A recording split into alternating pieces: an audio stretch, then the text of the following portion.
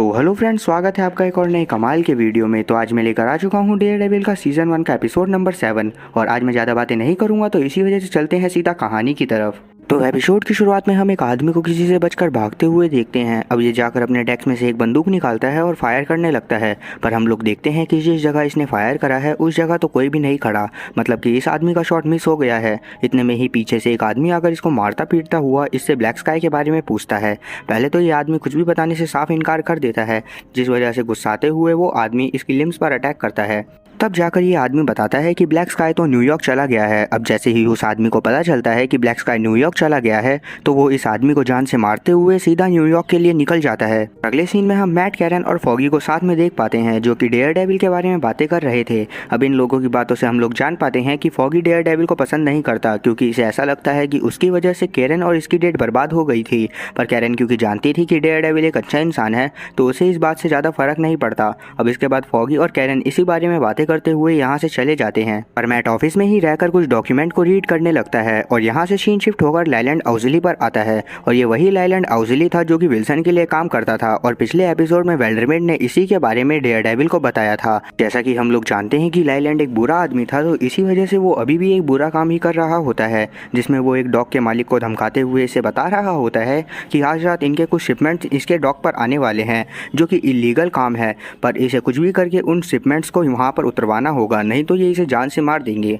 पहले तो वो डॉग का मालिक इन्हें काफ़ी मना करने की कोशिश करता है, पर जब उसे अपनी जान की धमकी मिलने लगती है, तब जाकर वो इनकी बात मानता हुआ यहाँ से चला जाता है। अब जैसे ही डॉग का मालिक यहाँ से निकलता है, तो यहाँ पर तुरंत डेयरडेविल पहुंचकर लाइलैंड को मारता पीटता हुआ इससे विल्सन के बारे में पता करने की कोशिश करने लगता है। पर क्योंकि लाइलैंड विल्सन का बहुत ज़्यादा वफादार था, इसी वजह से वो डेयरडेविल को कुछ भी नहीं बताता और चुपके से एक स्टन गन निकालता हुआ इसे बेहोश करके यहाँ से भाग जाता है। अब उसके जाने के बाद हम लोग देख पाते हैं कि डेयरडेविल की तरफ एक आदमी बढ़ रहा है, जो खुद भी ब्लाइंड है, और ये डेयरडेविल के पास पहुंचता है। तो हम लोग जान पाते हैं कि ये वही आदमी है जो कि फर्स्ट सीन में किसी आदमी को मारकर ब्लैक स्काई के बारे में पूछ रहा था। अब इन दोनों की बातों से हम लोग जान पाते हैं कि डेयरडेविल इसको जानता है और इसका नाम स्टिक है। अब यहाँ से सीन पास्ट में जाता है, जहाँ मैट ऑर्फनेज में था। तब स्टिक यहाँ आकर इसे अपने साथ ले जाता है और इसके साथ एक पार्क में बैठकर इसे बताता है कि तुम्हें अपने सुनने की क्षमता को बढ़ाना होगा, ताकि तुम आगे होने वाली लड़ाइयों के लिए तैयार हो सको। उस वक्त तो मैट को इसकी बात बिल्कुल भी समझ में नहीं आती, पर तब जाकर स्टिक किसी तरह इसे मना लेता है कि वो इसे ट्रेनिंग देगा। और क्योंकि स्टिक भी मैट की तरह ही बिल्कुल ब्लाइंड था और उसके पास भी मैट की जैसी ही सुपर पावर्स थी, तब वो मैट को बताने लगता है कि उसे अपनी पावर कंट्रोल कैसे करनी है। और अब वापस से जब सीन प्रेजेंट में आता है, तो हम बेन और कैरन को साथ में देख पाते हैं, जो कि आपस में डेयरडेविल के बारे में ही बातें कर रहे थे। अब इन लोगों की बातों से हम लोग समझ पाते हैं कि डेयरडेविल के बारे में कैरन को पूरा भरोसा है कि वो एक अच्छा इंसान है, पर बेन को अभी इस बात पर हल्का शक है। वहीं दूसरी तरफ जब मैट स्टिक के साथ अपने घर पहुँचता है, तो स्टिक सिर्फ सूंघ कर पता लगा लेता है कि मैट यहाँ किसी लड़की को लेकर आया था।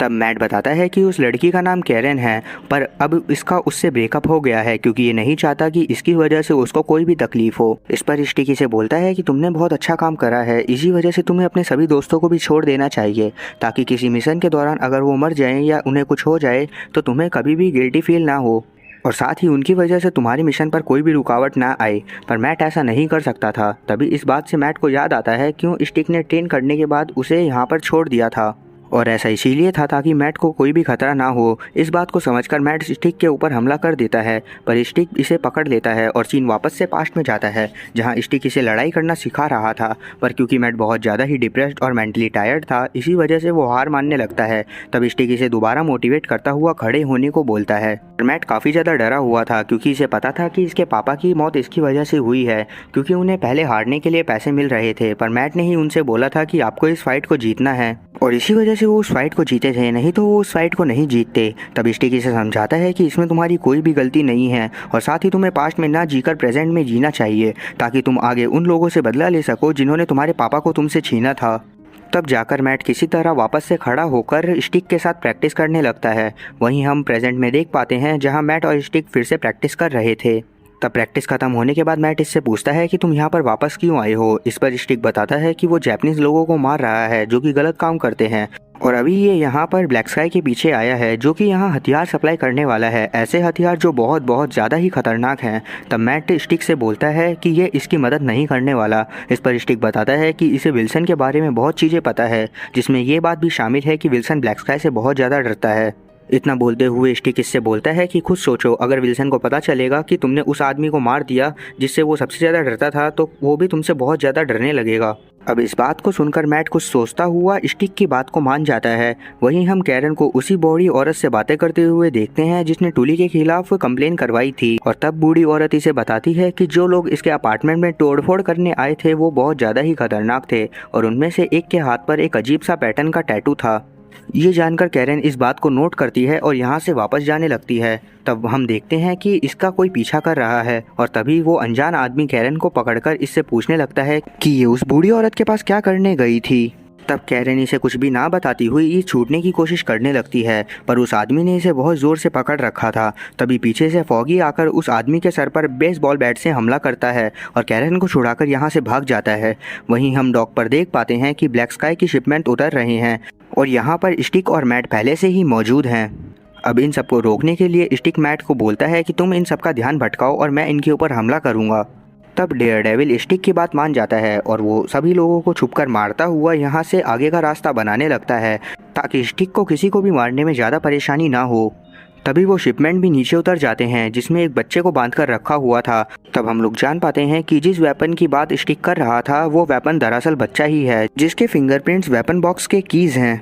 इसी वजह से गार्ड्स उस बच्चे को उठाकर अपने साथ ले जाने लगते हैं, जिसे महसूस करते ही स्टिक एक एरो उस बच्चे को मारने के लिए फायर करता है। अब जैसे ही डेयरडेविल को पता चलता है कि स्टिक एक बच्चे को मारने वाला है, तो वो तुरंत फायर करे गए एरो की डायरेक्शन बदल देता है, जिससे वो बच्चा तो बच जाता है, पर किसी तरह गार्ड्स उसे कार में बिठाकर यहाँ से भाग जाते हैं। अब सीन वापस से पास्ट में जाता है जहाँ स्टिक मैट को ट्रेनिंग दे रहा था। अब जैसे ही ट्रेनिंग ख़त्म होती है तब मैट इसे एक ब्रेसलेट देता है जो कि इसने खुद बनाया था, पर स्टिक उस ब्रेसलेट को लेकर इसके सामने ही क्रश कर देता है और इसे भाषण देता हुआ समझाता है कि तुम्हें अपनी फीलिंग्स कंट्रोल करनी होगी ताकि आगे के समय में तुम सही गलत को पहचान सको। इस बात से मैट को काफ़ी ज़्यादा बुरा लगता है, पर जैसे ही स्टिक को महसूस होता है कि मैट को बुरा लग रहा है तो ये यहाँ से इसकी ट्रेनिंग ख़त्म करके चला जाता है और इसे सुनाता हुआ जाता है कि आगे अगर तुम्हें कुछ भी करना है तो तुम्हें अपनी फीलिंग्स को कंट्रोल करना सीखना होगा, नहीं तो तुम ऐसे ही नाकारा रह जाओगे। अब प्रेजेंट में हम मैट को देखते हैं जो कि जब अपने घर पहुंचता है तो स्टिक यहीं पर होता है। तब मैट इसे देखकर इसे उल्टा सीधा सुनाने लगता है क्योंकि ये एक बच्चे को मारने वाला था। तब स्टिक इसे बताता है कि इसने उन गार्ड्स का जो कि बच्चे को ले जा रहे थे पीछा करके बच्चे को पहले ही मार दिया है। अब इस बात को जैसे ही मैट सुनता है तो उसे काफ़ी ज़्यादा गुस्सा आ जाती है और वो सीधा स्टिक को मारने पीटने लगता है। पर जैसा कि हम जानते हैं कि स्टिक बहुत ज़्यादा खतरनाक था, तो इसी वजह से वो मैट के ऊपर भारी पड़ने लगता है और दोनों में इसी तरह बहुत देर तक फाइट चलती रहती है, जिसमें कभी स्टिक तो कभी मैट एक दूसरे के ऊपर भारी पड़ रहे थे।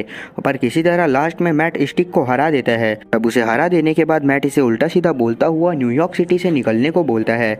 इस पर स्टिक इसे बोलता है कि तुम बहुत अच्छे हो गए हो, तो इसी वजह से मेरी स्टिक रख लो जो कि तुम्हारी आगे लड़ाइयों में बहुत ज़्यादा काम आएंगी। अब इतना बोलते हुए स्टिक यहाँ से चला जाता है और सीन वापस से कैरन पर आता है जो कि फॉगी को बेन के पास लेकर आई थी, और इसके बाद वो उसे भी अपना सारा प्लान बताकर अपने प्लान में शामिल कर लेती है। और ये तीनों बातें करते हुए इस नतीजे पर पहुँचते हैं कि जो भी यूनियन एलाइट को चला रहा है वो और डेयरडेविल आपस में दुश्मन हैं। साथ ही डेयरडेविल अच्छे काम करने की कोशिश कर रहा है। अब वापस से हम मैट को देखते हैं जो कि अपने घर में जब साफ़ सफाई कर रहा होता है तो उसे एक चीज़ मिलती है जो कि स्टिक के सामान में से गिरी थी। जब मैट उसे उठाता है तो उसे पता चलता है कि ये वही ब्रेसलेट है जिसको मैट ने स्टिक को दिया था। इसे देखकर वो स्टिक के बारे में सोचने लगता है। दूसरी तरफ स्टिक एक अजीब आदमी से जाकर मिलता है और इसे बताता है कि अब इन्हें ब्लैक स्काई से कोई खतरा नहीं है। तब ये मिस्टीरियस आदमी इससे मैट के बारे में पूछता है कि क्या वो तैयार हो गया है ताकि अगर दरवाज़ा खुले तो वो संभाल सके। इस पर स्टिक इसे बताता है कि शायद ऐसा हो सकता है, पर वो अभी भी बहुत ज़्यादा ही इमोशनल है। इसे सुनकर मिस्टीरियस मैन बोलता है कि उसे तैयार करना होगा। अभी हम इन लोगों की बातों को सही से नहीं समझ पाते और एपिसोड यहीं पर ख़त्म हो जाता है। और अगर आपको जानना है कि ये मिस्टीरियस आदमी कौन है तो आपको अगले सीज़न तक का वेट करना पड़ेगा, क्योंकि इस सीज़न का मेन विलन तो विल्सन है। तो इसीलिए अगर आप लोग जानना चाहते हैं कि मैट किस तरह से विल्सन को मारेगा तो देखते रहिए मेरे एक्सप्लेनेशन को। साथ ही कमेंट में नेक्स्ट जरूर टाइप कर दीजिएगा ताकि मैं जान सकूँ कि कितने लोग हैं जो इसके आगे की एक्सप्लेनेशन को देखना चाहते हैं। उम्मीद है कि एक्सप्लेनेशन अच्छी लगी होगी। अगर एक्सप्लेनेशन अच्छी लगी हो तो चैनल को सब्सक्राइब करना और बेल नोटिफिकेशन को ऑल पर सेलेक्ट करना और वीडियो को भी लाइक करना। मैं ऐसी ही और मज़ेदार एक्सप्लेनेशन वीडियोस लाता रहूँगा। तब तक के लिए टाटा और गुड बाय।